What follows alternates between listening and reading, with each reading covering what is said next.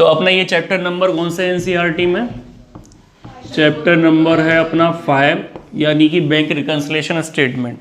इसके पहले जो हम लोगों ने पढ़ा था वो अपना पढ़ा था हमने सब्सिडरी बुक्स के बारे में। चैप्टर नंबर 4 जो एनसीईआरटी में था उसमें हमने कुछ सब्सिडरी बुक्स पढ़ी थी, और जो हमने सब्सिडरी आपकी बुक्स पढ़ी थी उन सब्सिडरी बुक्स के बारे में अगर बोला जाए तो हमने सबसे पहले पढ़ी थी कैश बुक। कैश बुक के बाद हमने पढ़ी थी परचेज बुक। परचेज बुक के बाद सेल्स बुक पढ़ा था। सेल्स बुक के बाद हम लोगों ने पढ़ा था purchase return book. Purchase return book. इसके बाद हमने पढ़ा था sales return book. Sales return book. और इसके बाद हम लोगों ने पढ़ा था जर्नल प्रॉपर।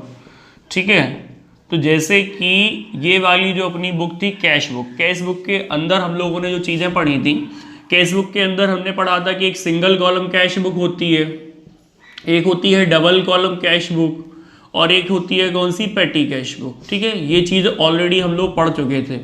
अब यहाँ पे बात हम ये कर रहे हैं कि जैसे कि यहाँ सिंगल कॉलम कैश बुक में केवल कैश ट्रांजेक्शन आ रहे थे, जबकि डबल कॉलम कैश बुक में क्या था कि डबल कॉलम कैश बुक में आपके कैश ट्रांजेक्शन भी थे, और कौन से ट्रांजेक्शन थे, बैंकिंग ट्रांजेक्शन थे। तो सीधी सी बात ये आती है कि जो हमारी डबल कॉलम कैश बुक होती है, कौन सी, डबल कॉलम कैश बुक। तो डबल कॉलम कैश बुक में जैसे 2 कॉलम होते हैं, तो एक कॉलम होता है हमारा कैश के लिए, कौन सा कॉलम होता है, कैश कॉलम। एक कौन सा कॉलम होता है, बैंक कॉलम होता है। ठीक है, अब बात ये आती है कि जो बैंक कॉलम होता है उसमें कौन से ट्रांजैक्शन नोट किए जाते हैं, बैंकिंग ट्रांजैक्शन। कौन से ट्रांजैक्शन, बैंकिंग ट्रांजैक्शंस नोट किए जाते हैं बैंक कॉलम में। अब यहाँ पे बात ये करते हैं कि बैंक रिकंसिलिएशन स्टेटमेंट के पहले आपको ये चीज़ समझना जरूरी है। बैंक रिकंसिलिएशन स्टेटमेंट आपको जब भी ढंग से समझ में आएगा जब आपने यानी कि डबल कॉलम कैश बुक पढ़ रखी होगी। जो डबल कॉलम कैश बुक जब आप पढ़ रखी होगी और आपको इसकी नॉलेज होगी कि बैंक कॉलम, जैसे बैंक कॉलम भी एक आपको डेबिट में बैंक कॉलम था, एक कौन किस साइड कॉलम था, क्रेडिट में कॉलम था। तो इसको थोड़ा ध्यान दो, बैंक कॉलम जो डेबिट में था किस साइड था, डेबिट साइड था, और एक बैंक कॉलम आपका कौन सा था, क्रेडिट साइड था। अब बात ये करते हैं, जैसे आपको ध्यान होगा कि बैंक कॉलम जो डेबिट साइड था वहां पे हमने क्या रूल लगाया था कि जो बैंक रिसिप्ट्स होती हैं, क्या होती हैं, बैंक रिसिप्ट्स होती हैं, वो डेबिट में नोट करते हैं। बैंक रिसिप्ट्स होती हैं वो डेबिट में नोट करते हैं, या फिर increase in bank balance, increase in bank balance, यानी किसी भी ट्रांजेक्शन के वजह से अगर बैंक बैलेंस बढ़ता है तो वो चीज़ हम डेबिट में नोट कर रहे थे। और जबकि जो पेमेंट्स होते हैं, पेमेंट्स थ्रू बैंक या फिर payment through cheque, payment through cheque, अगर आप चेक से पेमेंट करते थे तो वो आप क्रेडिट में नोट करते थे, या जो भी बैंकिंग पेमेंट्स हैं बैंक से रिलेटेड, या डिक्रीज इन बैंक बैलेंस है, डिक्रीज इन बैंक बैलेंस, तो किसी भी ट्रांजेक्शन से अगर बैंक बैलेंस डिक्रीज करता है तो हम लोग क्रेडिट में नोट करते हैं। ठीक है, तो ये चीज़ आप लोग ऑलरेडी पढ़ चुके हो। अब बात हमें ये करनी थी कि जैसे ये डबल कॉलम कैश बुक आपने पढ़ी थी, तो डबल कॉलम कैश बुक की डेबिट साइड क्या आ रहा था कि जब बैंक बैलेंस बढ़ता था तो हम उसको डेबिट में नोट करते थे, यानी कि बैंक रिसिप्ट या इंक्रीज इन बैंक बैलेंस। और अगर बैंक कॉलम डिक्रीज, अगर मतलब क्रेडिट साइड हम क्या लिखते थे, पेमेंट थ्रू चेक या फिर डिक्रीज इन बैंक बैलेंस जो था, तो वो चीज़ हम लोग लिखते थे क्रेडिट में। अब बात ये आती है कि जब आप बैंक में डिपॉजिट करते हैं, क्या करते हैं, deposited into bank, deposited into bank. जब आप बैंक में जमा करते हो तो आप कहाँ लिखते हो, डेबिट में।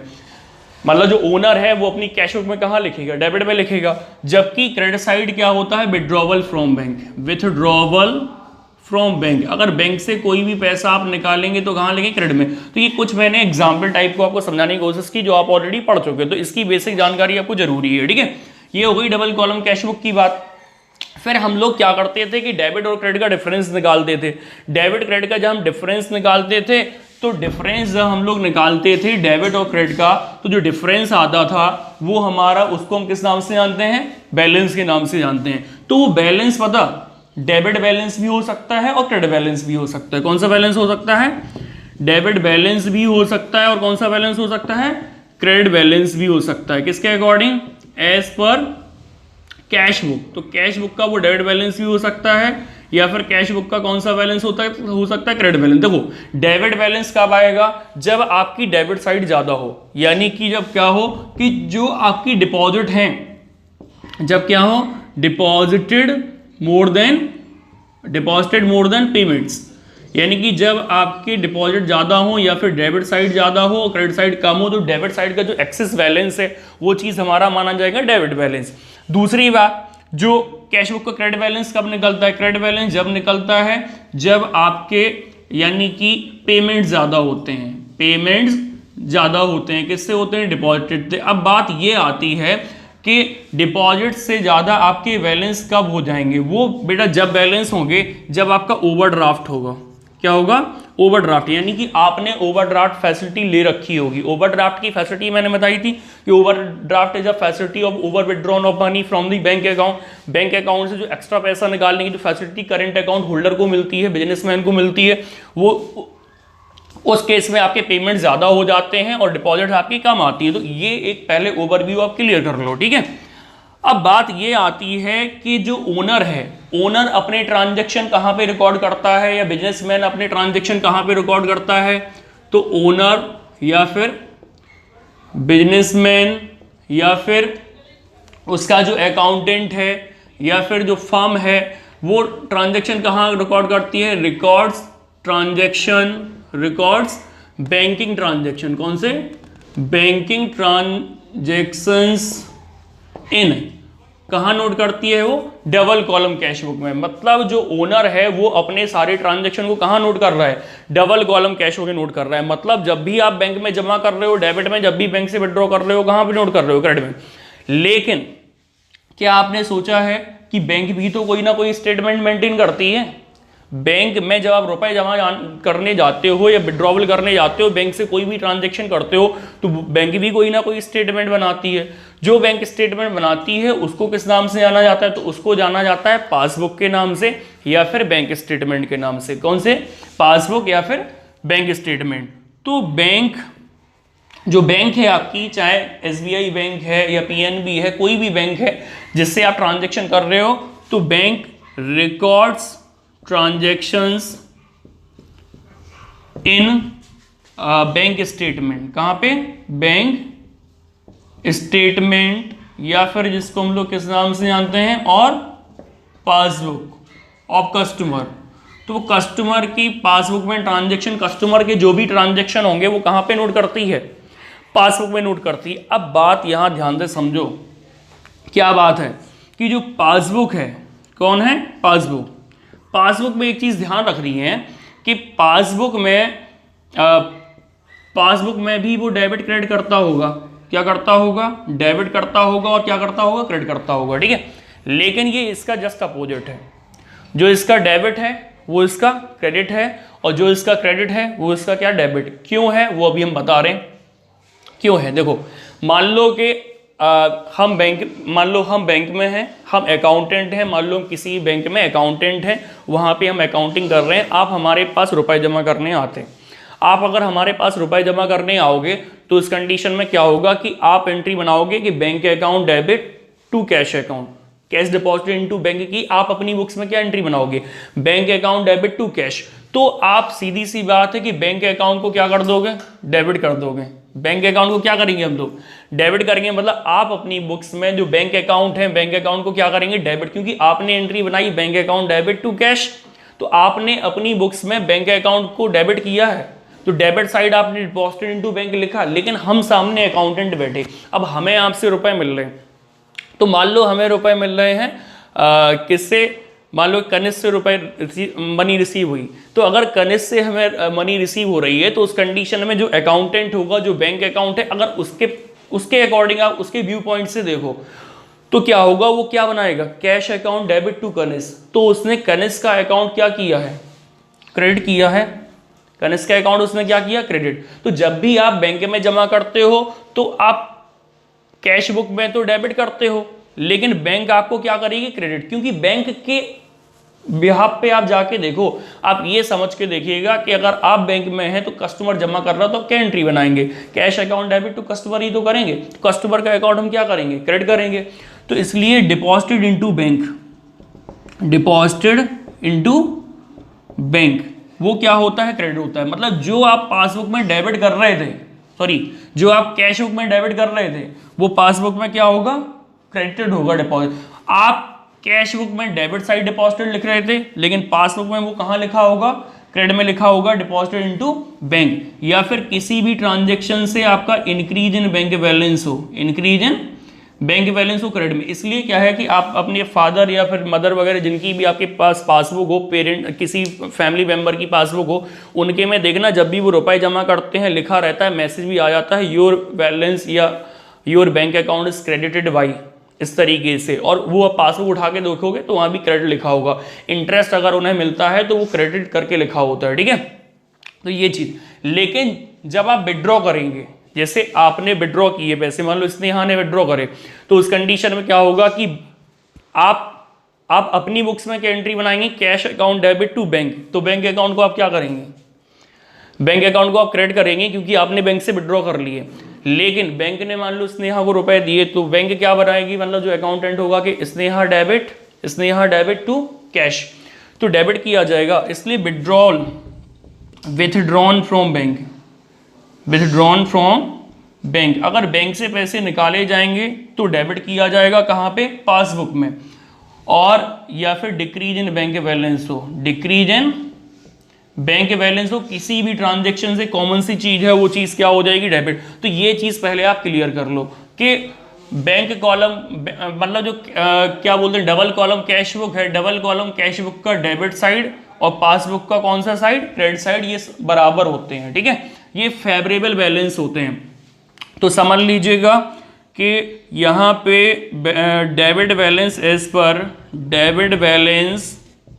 पर cash book must be equal to credit balance as per passbook के बराबर होना चाहिए।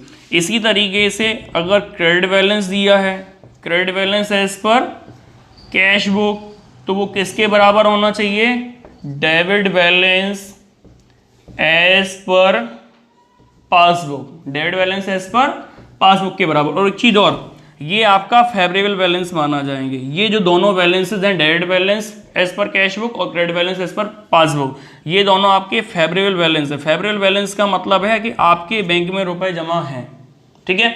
और अगर ये बैलेंसेज होते हैं, credit balance as per cash book and debit balance as per passbook, तो ये अनफेवरेबल बैलेंस होते हैं। कौन से बैलेंस होते हैं, अनफेवरेबल बैलेंस।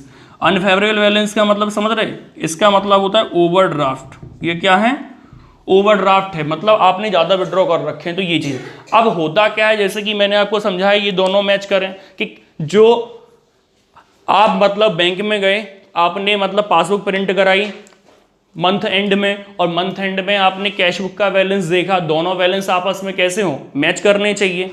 ये दोनों बैलेंस मैच करें या फिर ये दोनों बैलेंस मैच करें। लेकिन जनरली देखने में क्या आता है कि कुछ ट्रांजैक्शन की वजह से होता ये है कि दोनों के बैलेंस मैच नहीं करते।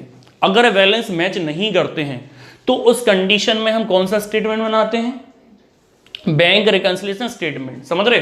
तो बैंक रिकंसिलिएशन स्टेटमेंट कब बनाया जाता है, जब कैश बुक और पासबुक का बैलेंस नहीं मिलता है। तो उन बैलेंसेस को मैच करने के लिए हम लोग एक स्टेटमेंट बनाते हैं जिसको हम किस नाम से जानते हैं, बैंक रिकंसिलिएशन स्टेटमेंट। दूसरी बात ये आती है कि बैंक रिकंसिलिएशन स्टेटमेंट में क्या चीजें लिखी जाती हैं। तो इन जब पासबुक, आपने पासबुक का प्रिंट आउट लिया और कैश बुक आपके पास है, दोनों एक डेट को हम लोग देखेंगे ट्रांजैक्शन के, किन ट्रांजैक्शन की वजह से दोनों के बैलेंसेस में डिफरेंसेस आ रहे हैं। जिन ट्रांजैक्शन की वजह से दोनों के बैलेंसेस में डिफरेंस आ रहे हैं, उन ट्रांजैक्शन को ही हम लेके स्टेटमेंट बनाएंगे जिसको हम किस नाम से जानते हैं, बैंक रिकंसिलिएशन स्टेटमेंट। तो फाइनली बैंक रिकंसिलिएशन स्टेटमेंट की मीनिंग सुन लो, होती क्या है। Bank reconciliation statement is a statement which is prepared to reconcile the cash book and passbook balances। reconcile का मतलब मिलाने के लिए, reconcile का मतलब क्या होता है, मिलाने के लिए। तो bank reconciliation statement is a statement which is prepared to reconcile the cash book and passbook balances। cash book का कौन सा बैलेंस, बैंक कॉलम का, ठीक है। तो which is prepared to reconcile the cash book and passbook balances on a particular date by the customer। इसको बनाता कौन है, इसको बैंक रिकंसिलिएशन स्टेटमेंट को बनाएगा जो ओनर होगा, बिजनेसमैन होगा या फर्म होगी, वो बनाएगा इसको। बैंक नहीं बनाती इसको, कौन बनाता है, ओनर या फिर बैंक का वो कौन है, मतलब बिजनेस का तो ओनर है या बिजनेसमैन है या फर्म है, लेकिन ये सब बैंक के लिए क्या है, कस्टमर हैं। तो bank reconciliation statement prepared by कौन बनाता है इसको, कस्टमर बनाता है। जो बैंक का कस्टमर होता है ओनर होता है। तो ये चीज आपको ध्यान रखनी है। क्यों बनाया जाता है, तो जिन ट्रांजैक्शन के वजह से दोनों ही बैलेंसेस में डिफरेंस आ रहे हैं कैश बुक पासबुक के, तो उनको लेके बनाते हैं। तो फाइनली हम इसको क्या बोल सकते हैं कि bank reconciliation statement is a statement which is prepared to reconcile the cash book and passbook balances on a particular date by bank customer, ठीक है, और with the transaction causing difference between cash book and passbook balances, ठीक है। तो इस तरीके से ये वीआरएस के बारे में मैंने पूरा इंट्रोडक्शन दे दिया। अब आगे हम बात करेंगे कि ऐसे कौन कौन से ट्रांजैक्शन होते हैं जिनके वजह से दोनों में क्या आते हैं, डिफरेंसेस आते हैं, ठीक है। Thanks for watching this video and don't forget to subscribe my channel. Thank you.